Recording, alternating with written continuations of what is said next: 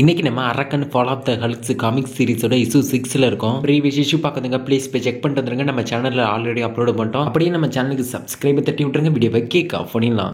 தன்ராவர் time machine மூலமா அவரோட டைம்ல நினைக்க திருப்பி அனுப்பிச்சு வச்சதுக்கு அப்புறம் ரெட்டுகள் அந்த பாலைவனத்துக்கு நடுவில் இருந்த அந்த டைம் மிஷினை ரெட்டுகளுக்கு ஒரு மிகப்பெரிய பாறையை உடைச்சு அந்த டைம் மிஷின் மேல வச்சு யாருக்கண்ணையும் படாத மாதிரி அந்த பாலைவனத்துக்கு நடுவில் மறைச்சு வச்சிருக்காரு. அப்போ அந்த இடத்துல ரெட்டுகளுக்கு தெரியாம இன்விசிபிள் ஆகி மறைஞ்சிருந்து ரெட்டுகளுக்கு வாட்ச் பண்ணிட்டு இருந்த பாம்கள் ரெட்டுகளுக்கு தாக்குறதுக்கு இதுதான் சரியான நேரம் அப்படின்னு நினைச்சிட்டு பாம்கள் ரெட்டுகளுக்கு பின்னாடி இருந்து அவருக்கு தெரியாம ரெட்டுகளுக்கு பாம்களுக்கு தாக்கிடுறாரு. அப்போ பின்னாடி இருந்து தாக்கின பாம்களுக்கு ரெட்டுகளுக்கு பின்னாடி பாம்களுக்கு ஒரு பஞ்சை கொடுக்குறாரு. ரெட்டுகளுக்கு அடிச்ச அடியில பாம்களுக்கு அப்படியே பறந்து போய் கீழே விழுந்து ரெட்டுகளுக்கு பார்த்து ரெட்டுகளுக்கு நீ மோடாக்குக்கும் லீடருக்கும் துரோகம் பண்ணிட்ட, அதனால நான் உன்னை கொல்லாம விட மாட்டேன் அப்படின்னு இந்த பக்கம் பாம்களுக்கு ரெட்டுகளுக்கு பார்த்து கத்திட்டு அவர் அடிக்கிறதுக்காக அவரை நோக்கி ஜம்ப் பண்றாரு. அப்போ ரெட்டுகளுக்கு பாம்களுக்கு பார்த்து எனக்கு தெரியும் ஜான்ஸ், ஆனா நான் சொல்ற எதுவும் உனக்கு புரியாது அப்படின்னு ரெட்டுகளுக்கு பாம்களுக்கு பார்த்து சொல்றாரு. அப்போ அவர் அடிக்க வந்த பாம்களோட கையை பிடிச்சி அவரை பார்த்து ஜான்ஸ், சாதாரண ஒரு மனுஷனா இருந்த உன்ன மோடாக்கு எதுக்கு உன்னை இப்படி உருவாக்கணும்னு உனக்கு தெரியுமா அப்படின்னு ரெட்டுகளுக்கு பாம்களுக்கு பார்த்து சொல்லிட்டு ரெட்டுகளுக்கு ஓங்கி பாம்களோட மூஞ்சி மேல ஒரு பஞ்சை கொடுக்குறாரு. அப்பதான் பாம்களுக்கு தான் எப்படி பாம்களுக்கு மாறின அப்படின்ற ஒரு ஞாபகம் அவர் நினைவுல வந்து போகுது. வேர்ல்டு பிரேக்கர்களுக்கு நியூயார்க் சிட்டிக்கு வந்தப்போ அங்க இருக்க ஏகப்பட்ட மக்களையும் அங்க இருந்த பில்டிங் எல்லாத்தையும் அடிச்சு அங்க இருந்த எல்லாத்தையும் உடைக்க ஆரம்பிச்சாரு. அப்போ நியூயார்க் சிட்டில இருந்த ஜான்ஸ் வேர்ல்டு பிரேக்கர் ஹல்க்குக்கும் மற்ற மிருகங்களுக்கும் நியூயார்க் சிட்டில ஏற்பட்ட சண்டையில ஜான்ஸ் தெரியாதனமா உள்ள போய் அவரோட உயிரை விட்டுறாரு. அப்போ ஜான்ஸோட உயிரை காப்பாத்துறதுக்காக சீல்டு தான் ஒரு ஹாஸ்பிட்டலுக்கு கூட்டிட்டு போறாங்க. சீல்டு இந்த மாதிரி ஒருத்தர் ஹாஸ்பிட்டலுக்கு கூட்டிட்டு போறதை கவனிச்ச மோடாக்கும் லீடரும் ஜான்ஸை சீல்ட சேர்ந்த சூப்பர் ஹீரோன்னு நினைச்சிட்டு லீடரும் மோடாக்கும் சேர்ந்து ஜான்ஸை கடத்தி ஜான்ஸுக்கு அவங்க ட்ரீட்மெண்ட் கொடுக்க ஆரம்பிக்கிறாங்க. அப்படின்னு இதெல்லாம் ஜான்ஸ் பாம்களுக்கு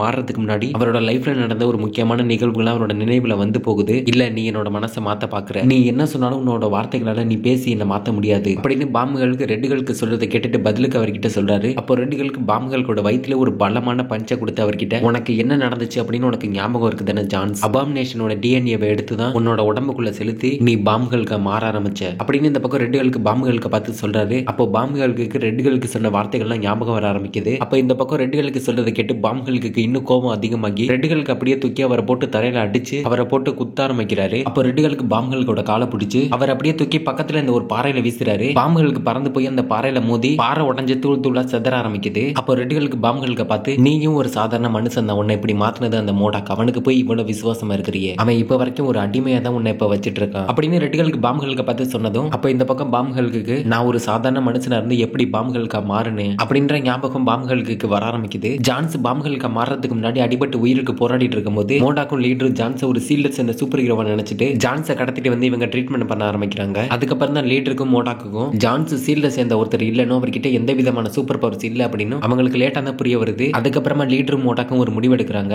ஜான்ஸ் கிட்ட எந்த விதமான சூப்பர் பவர்ஸுமே இல்ல, நம்ம அவனுக்கு சூப்பர் பவர்ஸை கொடுத்து நமக்கு கீழே அவனை வச்சுப்போம் அப்படின்னு லீடர் மோடாக்கும் முடிவெடுத்துட்டு அபாமினேஷனோட டிஎன்ஏவை எடுத்து ஜான்ஸ் உடம்புல இருக்க டிஎன்ஏவோட சேர்க்கிறாங்க. அதுக்கப்புறமா ஜான்ஸ் ஒரு சாதாரண மனுஷன்ல இருந்து ஒரு பாம்களுக்கா உருமாறுறாரு. அப்படின்னு பாம்களுக்கு சாதாரண ஒரு மனுஷன்ல இருந்து எப்படி ஒரு பாம்களுக்கு மாறினாரு அப்படின்ற மாதிரி பாம்களுக்கு யோசிச்சுட்டு இருக்கும் போது அப்ப இந்த பக்கம் ரெட்டுகளுக்கு அங்க இருக்க ஒரு மிகப்பெரிய பாறையை தூக்கி பாம்களுக்கு மேல தூக்கி போட போறாரு. அப்போ பாம்களுக்கு அவரோட இன்விசிபிள் பவரை யூஸ் பண்ணி திடீர்னு அந்த இடத்துல இருந்து மறைஞ்சிடறாரு. பாம்களுக்கு அங்க இருந்து திடீர்னு மறைஞ்சதும் ரெட்டுகளுக்கு அவரோட கையில தூக்கி வச்சிருந்த அந்த மிகப்பெரிய பாறையை தரையில அடிச்சு பயங்கர கோபத்துக்கு ஆளாயிடுறாரு. கோவத்துல ரெட்டுகளுக்கு அந்த பாறையை போட்டு குத்த ஆரம்பிக்கிறாரு. அந்த பாறை அப்படியே சில்லு சில்லா ஒட்டஞ்சு செதற ஆரம்பிக்குது. அதே கோபத்தோட ரெட்டுகளுக்கு பயங்கரமா கத்த ஆரம்பிக்கிறாரு. ரெட்டுகளோட பயங்கர கோபத்தால அவர் உடம்புல இருந்து அளவுக்கு அதிகமான ஹீட் ஜெனரேஷன் ஆக ஆரம்பிச்சு அப்படியே அவர் கண்ணுல இருந்து நெருப்பேறி ஆரம்பிக்குது. அப்படின்னு இங்க நடந்த எல்லாத்தையும் ரெட்டுகளுக்கு பாம்புகளோட மூஞ்சில கொடுத்த பஞ்சில பாம்புகளுக்கு அவரோட முகத்துல ஐஸ வச்சுட்டு ரெட்டுகளுக்கு இது மாதிரி என்ன பயங்கரமா தாக்கிட்டாரு அப்படின்னு பாம்புகளுக்கு ப்ரூஸ் பேனர் கிட்ட சொல்லிட்டு இருக்காரு. பதிலுக்கு ப்ரூஸ் பேனர் அவர்கிட்ட ரெட்டுகளுக்கு எதிர்த்து சண்டை போடுறதுக்கு நீங்க மட்டும் போயிருக்க கூடாது, ரெட்டுகளுக்கு ரொம்ப சக்தி வாய்ந்தவர், நம்மளை விட அவருக்கு தான் சக்தி ரொம்ப அதிகம், என்கிட்ட ஒரு பிளான் இருக்கு, நீ மறுபடியும் ரெட்டுகளுக்கு எதிர்த்து சண்டை போடு, அப்போ நான் உள்ள வந்து ரெட்டுகளுக்கு அடிச்சு நாக் அவுட் பண்ற வேலையை நான் பாத்துக்கிறேன் அப்படின்னு ப்ரூஸ் பேனர் பாம்புகளுக்கு கிட்ட சொல்றாரு. அதுக்கப்புறமா ரெண்டு பேரும் ரெட்டுகளுக்கு எப்படி டெஃபீட் பண்றது அப்படின்ற ஒரு பிளானை போட்டு ரெண்டு பேரும் அந்த இடத்துல இருந்து கிளம்புறாங்க.